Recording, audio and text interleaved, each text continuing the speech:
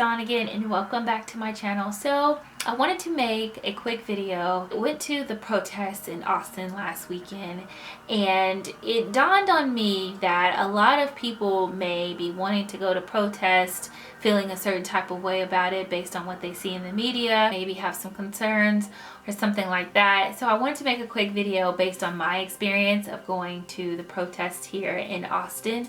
Granted, I know it's going to be different depending on where you live, but I just wanted to kind of shed some light on a few things. So one thing I want to say first is thank you guys so much for all of your support around the entire globe. I know in my last video, which I'll link it up top, that I felt like African Americans were in this on our own, and I was a bit frustrated. It was a very emotional time.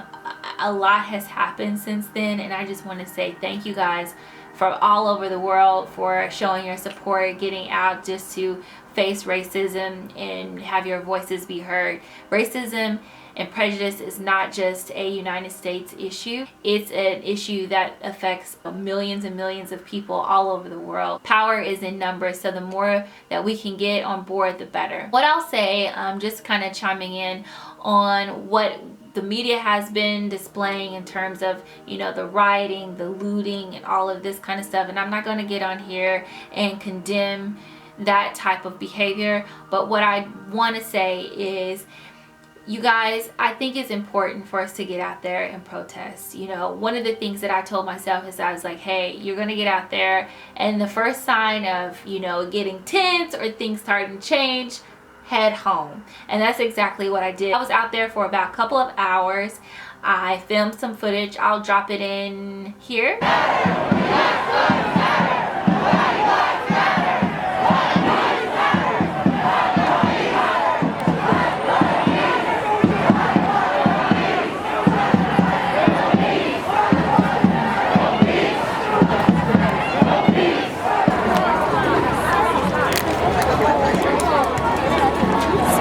Sorry.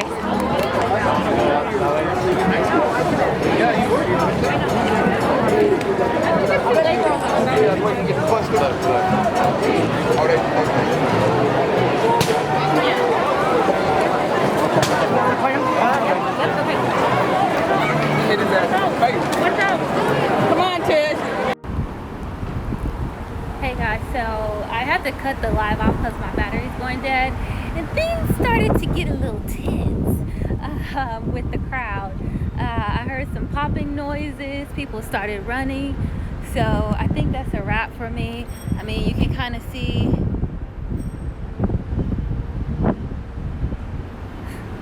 some of the activity that's been going on, but I just wanted to give you guys a little peek into the protest here in Austin. I attended the protest. I, you know, walked, did a bit of marching, and just got to see it for myself and just feel the crowd, see how it was vibing. And I will say, it felt a little off. I don't know what the feeling was. I can't quite put my finger on it, but something in the crowd and the energy was just a bit off, you know, and it was unfortunate because we're all there for the same cause, or so I would think. But there were some people in the crowd that were a little rowdy. I saw some people writing things on some of the public spaces that were a bit aggressive and derogatory. And I'm just going to say that those people didn't look like George Floyd. And my whole thing was, I don't know the motivation behind it. It overshadows what this movement is all about. It overshadows, you know, where we're trying to go and the solutions that we're trying to voice.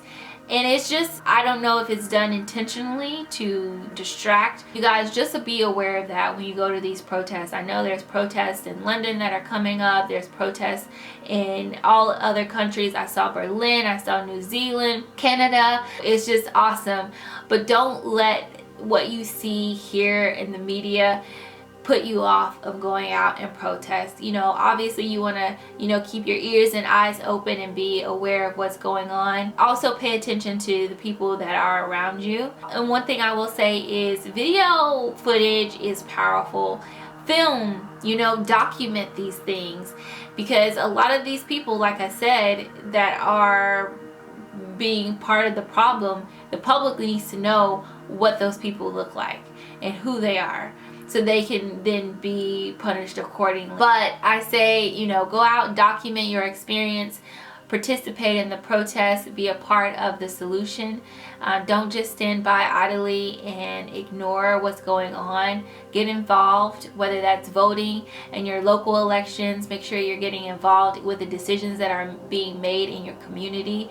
Make your voice heard, make it known. I know these are things that I'm going to do.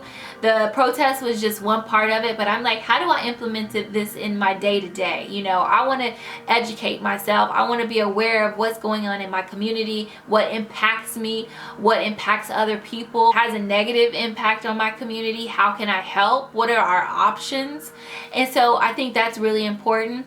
I think educating your friends on, hey, that's racist, you know, behavior, that's a racist mentality, don't act like that, don't say that, that's hurtful, you know, think about how that makes the other person feel, and correct ourselves, correct any type of hatred or any kind of ill feelings that we have towards other people based on the color of their skin. And how does that play out day to day in our behavior? And check it. The first sign of correcting anything is to be aware of it, face it, and address it.